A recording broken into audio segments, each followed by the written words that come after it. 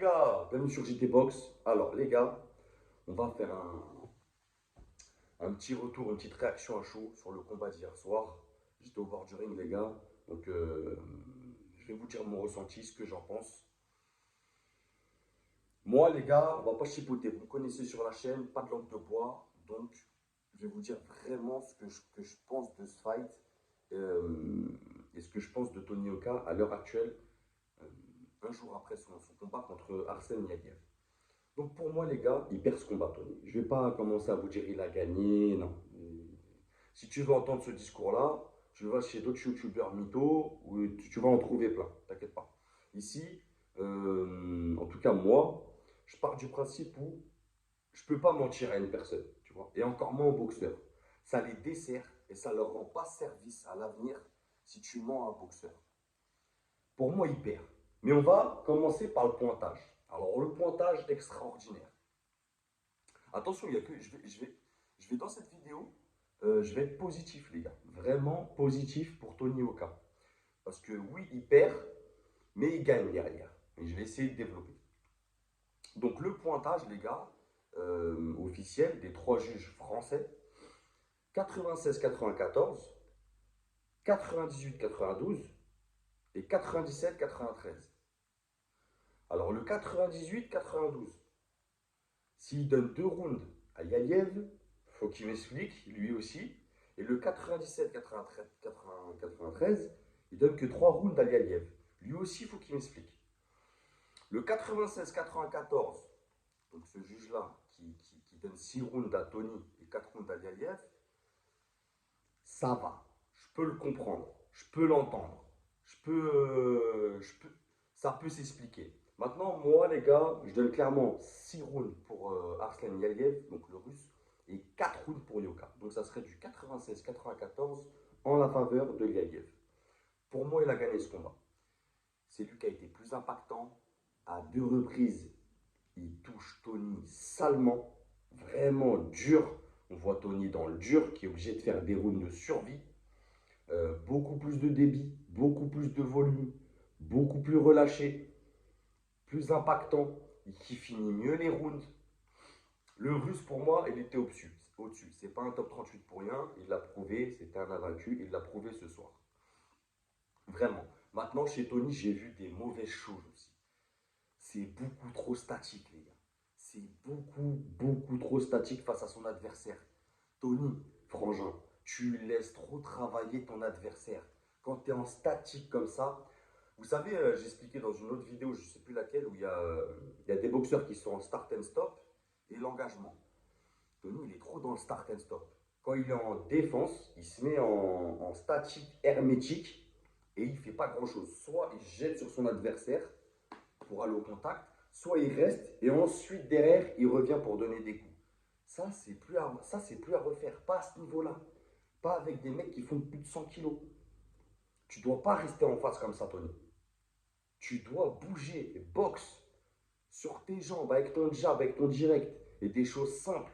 J'ai vu encore, il a encore fait deux, trois fois où il fait un petit saut comme ça avec un crochet téléphoné. Ça, tu ne dois pas le faire. Tu dois plus le faire, ça. Pas à ce niveau-là de la compétition. En tout cas, pas au niveau où tu veux aller. Si tu veux aller à un top 20, top 10, ça, on l'enlève. Un autre côté aussi qui m'a surpris, il n'y avait pas Don Charles dans son coin. Alors, son coin, il y a encore beaucoup trop de monde dans le coin. Beaucoup trop d'informations. T'avais ses frères, Joseph Germain, Brahim Asloum qui criait. Vous êtes trop, les gars. Vous êtes trop. Il y a trop d'informations autour de lui. Vraiment trop. C'est abusé. Et là, je vous parle, moi, j'étais pas loin. Ouais, c'est un ressenti que j'ai. C'est-à-dire, je sais de quoi je parle. L'ambiance de la salle. L'ambiance de la salle, il n'y avait pas beaucoup de monde, les gars. On va pas se mentir. C'était pas une ambiance folle. J'ai connu beaucoup mieux et on connaîtra beaucoup mieux. Mais après ça, je ne peux pas en vouloir aux boxeurs, ils y sont pour rien. Ça, c'est vraiment la com de Canal, mais j'ai déjà fait une vidéo sur ça, un live sur ça, donc je vous invite à aller voir les gars si vous ne l'avez pas vu. Donc je ne vais pas m'étaler là-dessus. Voilà, l'ambiance est ce qu'elle était. On n'était pas venu pour ça, entre guillemets. Mais, mais Tony, il faut qu'il perde absolument ce poids. Il faut qu'il perde au moins 5 kilos. Parce que le cardio, à la fin, il avait plus de jus, plus de gaz. Tu vois, les 3 derniers rounds, c'était vraiment dur. Vraiment. Après, ils ont fait un beau combat. Il y avait de l'engagement, les gars, hein. C'était vraiment un beau combat. Et c'est là où je dis que Tony, il en sort gagnant de ce combat, car il va en sortir grandi. Je pense qu'il sait au fond de lui qu'il a perdu, tu vois, au point. Euh, mais quand tu combats un bon niveau comme ça, tu vois, je le répète, un top 38, ça te fait grandir, tu prends maturité. Euh,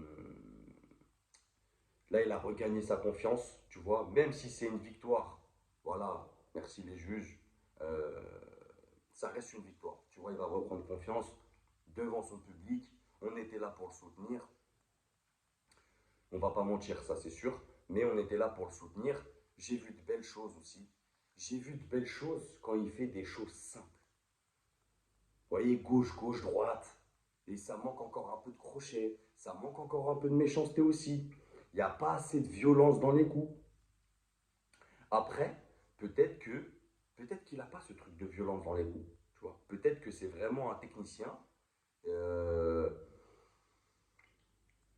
mais en tout cas, il faut qu'il aille dans cet axe-là. Si tu vois que tu n'as pas le power, pars tout de suite dans cet axe. Ça, après, c'est du boulot de coach, hein, les gars.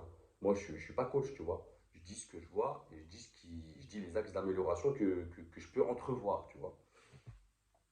En tout cas, il faut vraiment qu'il parte sur du travail simple, travail académique. Tu vois, là, Anthony Joshua, pas compliqué. Moi, j'aime bien le travail académique quand c'est bien fait, scolaire, mais bien fait. Quand il tentait des choses simples, ça passait. Ça passait. Le direct du gauche, il y a eu de l'amélioration, même quand il est touché, quand il prend l'uppercut, alors qu'en plus il avait une hémorragie nasale. Euh, il est touché, tu vois, on voit qu'il recule et tout, qu'il est en mode survie, mais ça va, il panique pas, il accroche, il casse le rythme, il se remet bien, tu vois. Après, j'entends l'arbitre aussi qui l'aide un peu la première fois qu'il est touché. Voilà, il perd son dentier protège-dents à la fin du combat. Il y a eu des erreurs, il y a eu des lacunes défensives, il y a eu beaucoup trop de je laisse travailler l'adversaire. Ça, tu peux plus te le permettre, Tony, pas à ce niveau-là. Mais je vois quand même des axes d'amélioration derrière. De toute façon, on est là pour le soutenir. Après, je vous dis pas, on verra où il va aller. Je vous dis pas qu'il sera champion du monde, les gars. Mais en tout cas, on va soutenir. J'ai vu de belles choses. Vraiment. Ce soir. Hier soir, j'étais content pour Tony. Vraiment, je m'attendais à plus, mais je suis content de la prestation qu'il a livrée. Même s'il perd, les gars, je le redis, il perd. Mais voilà, pour moi, c'est un Tony qui renaît. Tu vois, qui commence à bien renaître. Allez, il revient. Parfois, je le voyais un peu sur ses jambes. Et après, à la fin, bien sûr, un peu plus dur. Il avait plus de jus. Donc, moins sur ses jambes, beaucoup plus statique. Voilà, faut travailler, Tony. Faut travailler, les gars. Donc, dites-moi ce que vous en pensez en commentaire, les gars. Abonnez-vous, partagez, likez. Et n'oubliez pas, c'est que de la boxe. Bang!